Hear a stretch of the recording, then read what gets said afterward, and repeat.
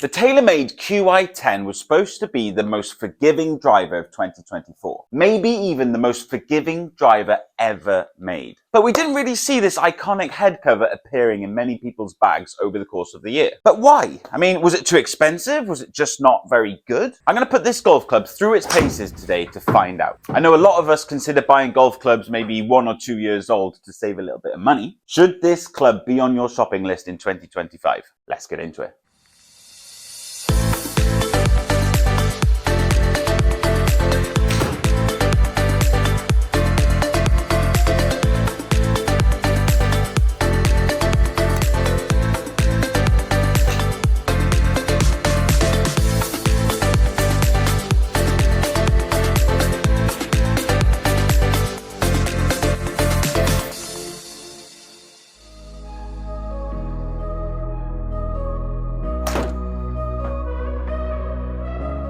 First things first, how does this golf club look, sound, and feel? All of these things are totally down to personal preference, but overall, I reckon this golf club looks great. The head looks quite big behind the golf ball. Now, that's not necessarily a bad thing. That can actually inspire quite a lot of confidence for a lot of golfers. I think the carbon finish and the livery of this golf club are really good. Arguably one of TaylorMade's better looking golf clubs. When it comes to sound and feel, I was expecting the carbon face to feel quite foreign, to sound a little weird and to feel a little off. But you know what? It feels great, and especially out the middle. You can tell that the sound's a little different, but it's not off-putting at all. I'll show you a golf club later on in this video that has a really off-putting sound. Out the middle, like I said, it feels really, really great. When you misstrike it, it still feels okay. It just feels a little heavy. I know that's a really weird word to describe strike with a driver. I think the heaviness that I'm describing comes from the fact that when you hit this club off center, it's trying to stay square to the swing path. And by trying to do that, it just feels heavy.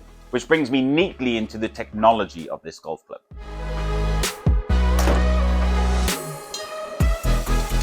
Forgiving drivers and golf clubs in general have high MOI, moment of inertia. Moment of inertia relates to the golf club's ability to resist twisting when it's not hit out of the middle. The more a golf club twists with off-center hits, the more gear effect is added to the golf ball. The more gear effect added to the golf ball means more side spin, and the more side spin you have, the more the ball will hook or slice offline. So that's what golf manufacturers are trying to do when it comes to a forgiving golf club. They're trying to make sure that the golf club stays square even with off-center hits. When that happens, they reduce the side spin on the golf ball. But there is a balancing act going on when manufacturers are designing golf clubs. It's actually very easy to design a forgiving golf club. All you have to do is add as much weight as you can to the back of the club head. The more weight you have at the back, the less the club head is going to twist. The problem is when you add a lot of weight to the back of the club head, it increases spin. And when you increase spin, you reduce distance, hence the balancing act. Manufacturers are trying to design a golf club that goes as straight as possible and as long as possible. And that's what's difficult to do.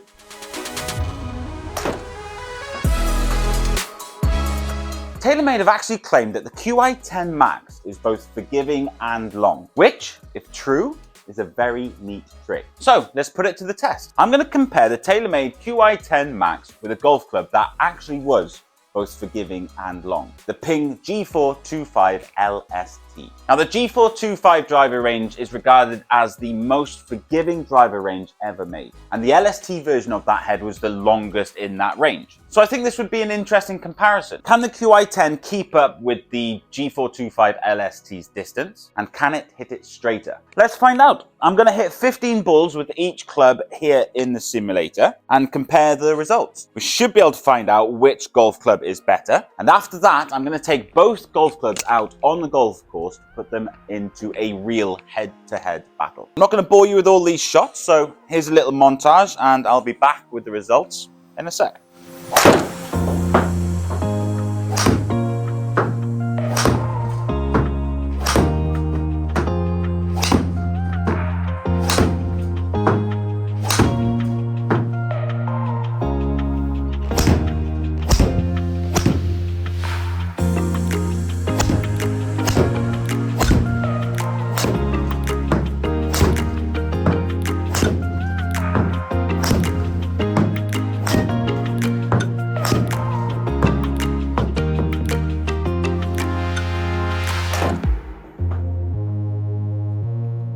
Okay, results are in. I'll be honest with you, this battle was a lot closer than I thought it was going to be. TaylorMade's marketing is so sort of aggressive and overhyped when it comes to forgiveness and distance. Every driver that they make is always longer and straighter than the last one. I always feel like their drivers fall short of what they're promising, but that doesn't mean they're bad drivers. It might be a me problem. I might just be expecting more than we're getting. Let me show you the dispersion pattern so you can see what I mean. It's really, really close. And you could argue that the Qi10's dispersion is slightly straighter. But if you're like me and you watched all of the marketing, you'd be forgiven for expecting more. The marketing made me feel like this driver was going to have the dispersion of a 7-iron. But anyway, that's enough of a rant. Let me show you the numbers. I wanted to look at carry, spin, side spin, ball speed, and something called percentage error index. Now this number relates to forgiveness. The higher the number, the more forgiving something is. Let's start off with carry. So the Qi10 was carrying at 247 yards compared to the Ping at 251 yards. Now we were kind of expecting that result because the Qi10 Max is the spinniest driver head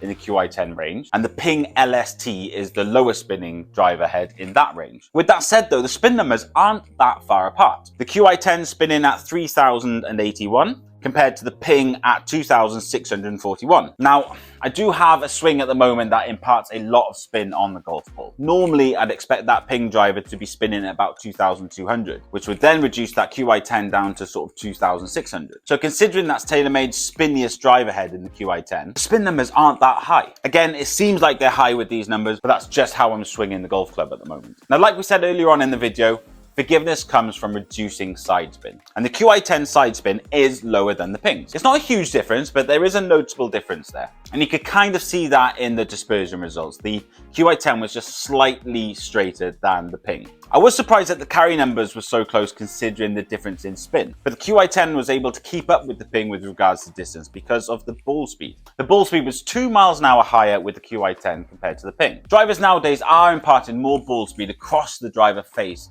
than they were maybe 3 or 4 years ago, which is when the Ping came out. So it's good to see that at least something is improving with these newer drivers. With that said though, the biggest number I want to look at is this percentage error index. Which driver is the most forgiving? Well, the Qi10 had a percentage of 5.9 compared to the Ping at 7.4. Now, like I said, the bigger this number, the more forgiving a product is. And forgiveness comes from the dispersion tightness. The tighter the dispersion, front and back, left and right, the higher this number is. So this number is telling me that the Ping is just a little bit more forgiving than the Qi10. But does this indoor performance translate outdoors? Let's go and try these golf clubs out on the golf course.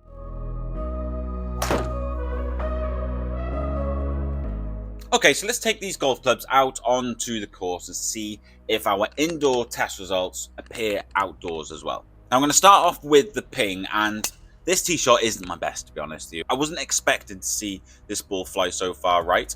This is a head-to-head battle, so all the Qi10 has to do is hit one straight here. Unfortunately, I just hit the same shot. Both of these tee shots are as bad as each other, so I'm not actually going to give a point to either one here. The second hole is a bit of a drivable par 4 in the winter. Unfortunately, I haven't quite got the distance to get all the way to the green. I need a bit of a behind wind to do that. But this Ping tee shot goes right down the middle. Now for the Qi10, this shot has come off a little bit low heel, but I'm really surprised about how straight the ball flight stayed. It's a little bit too spinny and it's ended up short right of the Ping's tee shot, but it was still a very good outcome for a poor shot. Nonetheless, that's 1-0 to the Ping.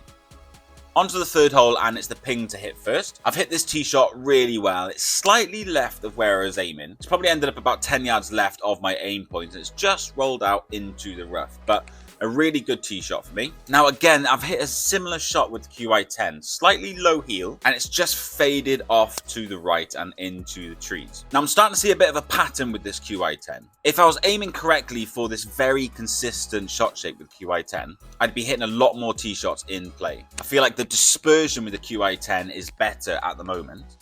Onto the fourth hole, and this hole is a bit of a dog leg left, so you want to favour the right hand side. Although this tee shot is well struck with the Ping, it is down the left hand side, and unfortunately I am blocked off from the green with this tee shot. The story continues with the Qi10, a sort of low heely shot that ends up fading off to the right hand side. It's kind of an ideal shot shape for this hole. If I struck it out the middle with that shot shape, I'd have had the distance I wanted as well, but it's just slightly shorter than the Ping, but at least I've got a line into the green. Finally, the Qi10 is on the board with a point. Moving on to the 5th hole, and it's the Ping's turn to hit a low heely shot. And I find it quite interesting that the shot shapes are so different. I lost a lot more distance with the Ping with this heel shot than I did with the Qi10. But nonetheless, it's in play. Now, in an effort to not hit the Qi10 right, I've actually pulled this miles left. I was half tempted to null and void this hole because I don't think this result was the Qi10's fault. But unfortunately, that is another point to the Ping.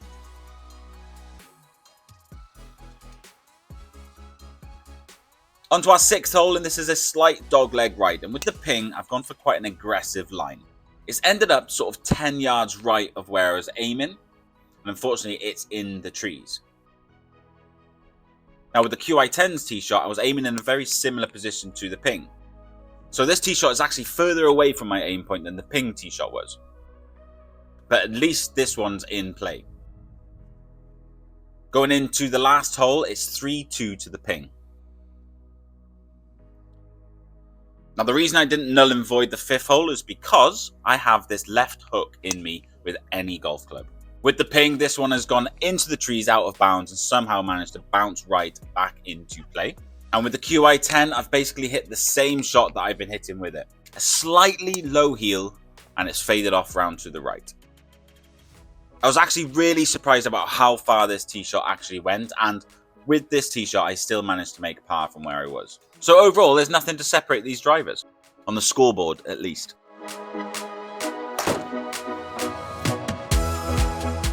Okay, so the score was 3-all, but I'll be honest with you, I kind of felt like I was in a bit more trouble off the tee with the Qi10. The problem I had with it is that I was hitting these sort of high right spinny tee shots. Now I did try and make sure I had 2 similar shafts in each driver head, but this is a small YouTube channel and my stockpile of shafts isn't that great. So I'm left wondering, if I had a different shaft in the Qi10, one a bit more suited to me, how much better would that performance have been? I think a fitter would have been able to find a shaft that would have helped me hit the middle of the golf club more often and maybe help keep that face closed a little bit more at impact. I think I would have hit a few more straight shots and I would have probably been able to reduce that spin a bit. With all that said though, the Qi10 was still falling short of the Ping G425 LST, and you could argue that the Ping was straighter and longer throughout this outdoor test. So it's a tough one to call.